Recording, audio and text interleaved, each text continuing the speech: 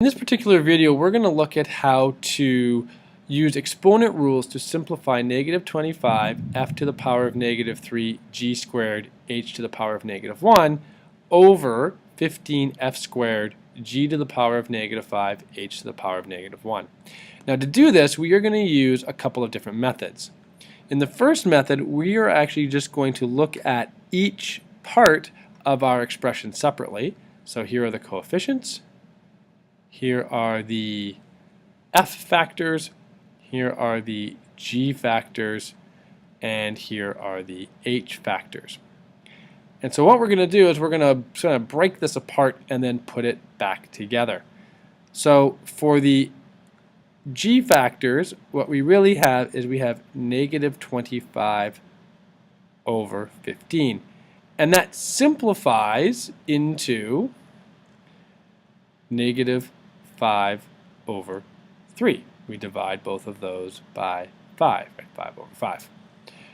For the f factors, what I really have is I have f to the power of negative 3, and because this represents division, it's minus 2 from the denominator.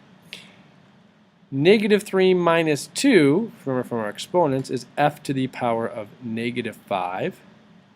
And then I'll just convert that into a positive exponent, 1 over f to the power of 5.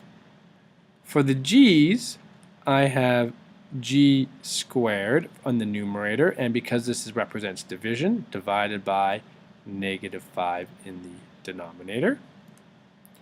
And that is equal to 2 minus negative 5 is g to the power of 7.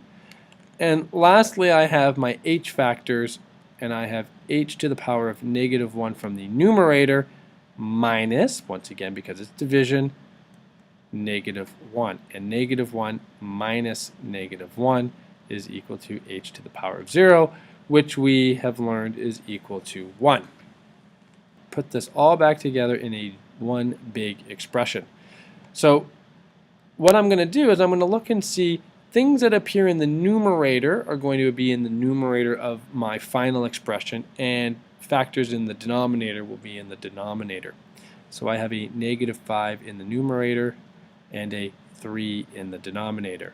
I have a 1 in the numerator, which I won't write, and an f to the power of 5 in the denominator.